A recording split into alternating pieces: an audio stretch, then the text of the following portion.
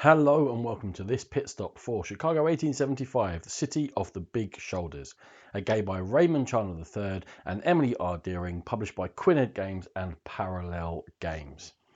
In Chicago 1875, each of the players is going to represent an investor, looking to invest in companies which are historically linked to that time in Chicago, looking to put their money in and make the most money over the course of 5 decades of the game.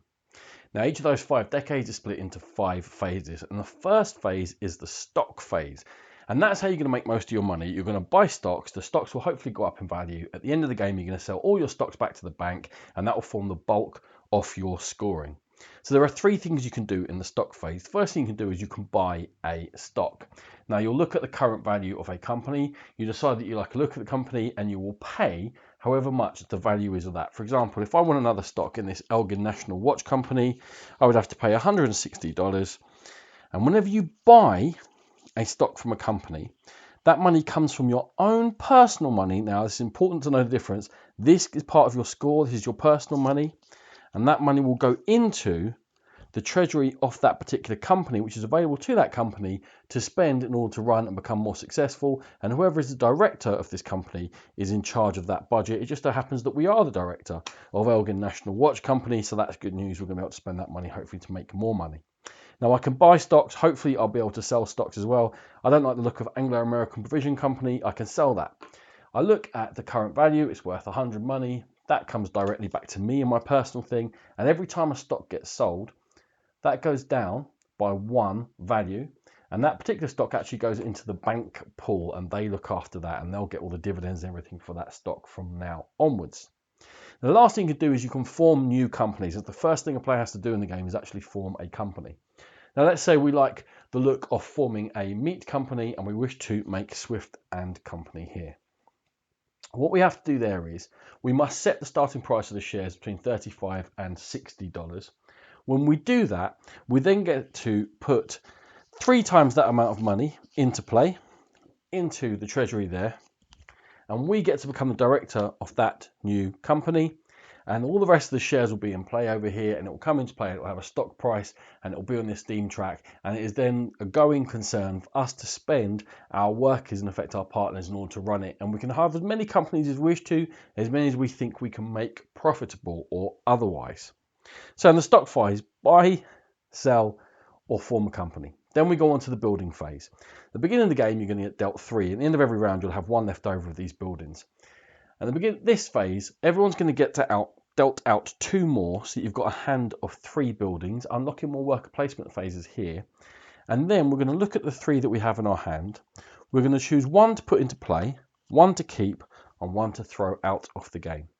Once everyone has chosen 1 to put into play, they're all then going to put it on the board here. It happens in the 3rd decade. We actually unlock a partner by putting these in here. And you start with 2 partners, and there are various ways to unlock them during the course of the game, most of which we will, in fact, cover.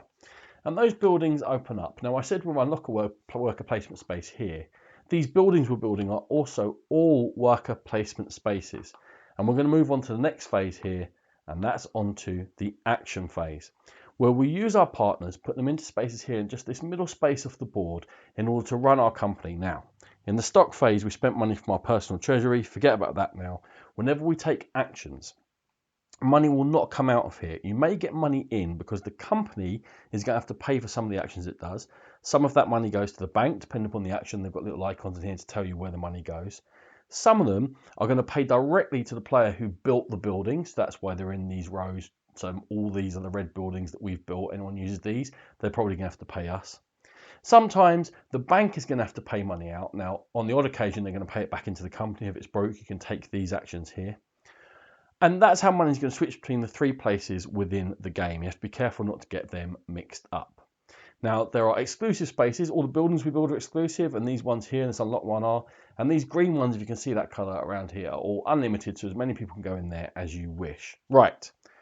When we use our partners, what are we looking to do? Well, we're looking to improve our companies. Firstly, we can beef up our workforce. If we come over here, we can pay for workers. There's a worker market, and the buildings that are built dictate how many more workers go in here. The more in here, the cheaper they are. And these workers get used to go into our factories. Each company is split into 1, 2, 3 factories, and they will run separately, and you must run them from left to right when you're putting in your workforce. There are two other types of staff we can put in play here. We can put managers into play by spending money. And when a factory runs completely, if you've got a manager, you get a bonus, in this case on the esteem track, which we'll come to. And you've also got salespeople, and when a salesperson is there, when you make goods, which we'll come to again, and sell them, salespeople will give you a bonus, and these goods will sell for more money. Now, as well as staffing your company, you can also automate your company, which are what all these wheels are here. When you automate, you push up this automation token, and you can move a worker along. And now, when you fully automate a factory, it will run and it'll actually give you a bonus number of goods as well. So it's the most effective way of doing it, and we won't worry about those workers that we're putting out of a job. You can also get particular goods. We're going to need goods in order to produce, but most of them will come from the market, which we haven't got to. You can also build these investments. Now, there's no space for them here on the Elgin Watch Company. That doesn't prevent me from taking the tile. I go here or to some of these spaces and I pay for them. It's a market from $40 up to $80 because they come with bonuses like workers, like esteem and various other things. However, Swift & Company have got a space here so they could pay the money, get a colour catalogue, and on each of the decades, you can activate your capital investment once and it will give you whatever that bonus is. In this case, it's just straight up money. And this market will always shuffle along every time one is paid for. You can also do funky things like get money out of the bank if you're broke, also do an extra dividend, which if the company is not worth that much, will push up the value of the company and give you some more money into your personal treasury. And once everyone has spent all of their partners around on these board spaces, we're then going to move on to the operating phase. Now we'll look at the esteem track. We've been talking about it, and there are various ways for pushing up manager bonuses or taking straight up actions. There are bonuses you get for moving up that track. For example, it's a way to unlock a partner or to get extra goods or to move your stock values, various things. But the companies, importantly, are going to operate in esteem order. So Swift & Company will come in with only a value of 3, they'll be near the bottom. And going first gives you access to these demand tiles, which we're going to try and put goods in order to make lots of money and push up the stock value. Okay, in order to operate a company, you're going to look here and see which of its factories are fully staffed. It happens that both the factories here are fully staffed. Then we can go to the supply chain and we can purchase resources, again, spending money out of the treasury of the company. So these ones are worth 10, these 20, these 30. So we can buy a steel and a coal there, and then we might want to spend more money because you can always swap 2 of the same for another one in here and then buy 2 more steel. Once we're done, these will all move down and along, and then depending upon what decade we're in, more will be drawn out here. You can't buy from this space, but you have an idea which are going to become available, and that will refill again now. Then we'll look towards here and we'll see if we have the right goods in order to operate our factory. In this case, we do. And with our automation bonus, we're going to produce 4 goods by spending all of these resources we just purchased from the market. Now, once we've done that, if we've got any managers in place, we trigger their bonuses. There's some esteem for us there. Then we can go on and run our next factory, which is where that other good came from. And then we're going to choose whether we wish to sell our goods. Now, each of the factories have got different types on them. In this case, it's dry goods. The watch company make watches.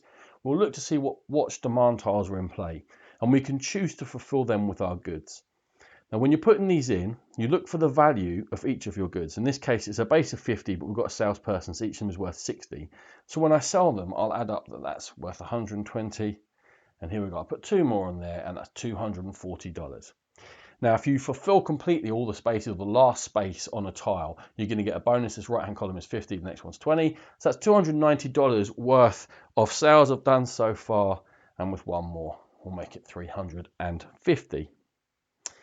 I then have a choice to make. That $350 can go completely into the funds for the company, and that would push the stock price down 1. Or I can choose to pay out dividends. Now, when I choose to pay out dividends, what happens is every single one of these shares is worth 10% of that dividend. So from the 350, each share is worth $35. I've got 5 sitting here. Other players might have shares in that company, and the company itself may well hold shares, and that amount of money will go back into the company. So in this case, 3 times 35 will go back in here, 105, and I'll get 5 times 35, and so on. I then check the current value of my stock. If I have sold made as much money in total as the value, it will go up by 1. If I've made double the value, it will go up another 1. And as long as the share price is above 60 and I've made triple the value, it will go up by another 1, meaning that each of these stocks is now worth more money to me, either for me to sell in the next stock phase, or at the end of the game, it will be worth more money, which amounts to the same for me, depending upon whether I want to release that money earlier or later. Now, all the companies will go around doing their operating phase, checking they've got fully staffed factories, buying the goods first of all, spending the goods, resources rather, and then producing the goods and looking to sell them on.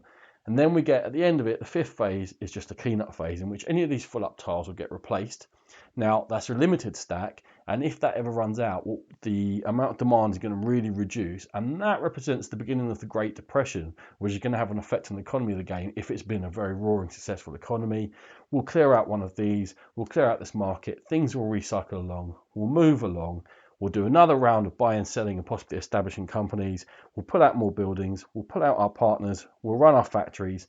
And after 5 decades of that, every single stock you hold will be sold back to the bank. You'll check how much money you have with you. And there are always 5 goals out of 10 goals laid out. And they'll give an extra $200 to every person who has done the best at that thing. For example, has the most money, or has the most partners unlocked, or has the most what are called preferred certificates, which cost double but give you double reward, or the most automated factories, or whatever they may be. They'll be different in every game. Once you add up cash in hand, stock sold, and any goals that you've done, whoever has the most money at that point will be the winner of the City of the Big Shoulders. This has been a Game Pit Stop. For more videos like this, check out our YouTube channel. For in-depth coverage of gaming, please check out the Game Pit podcast. Thank you.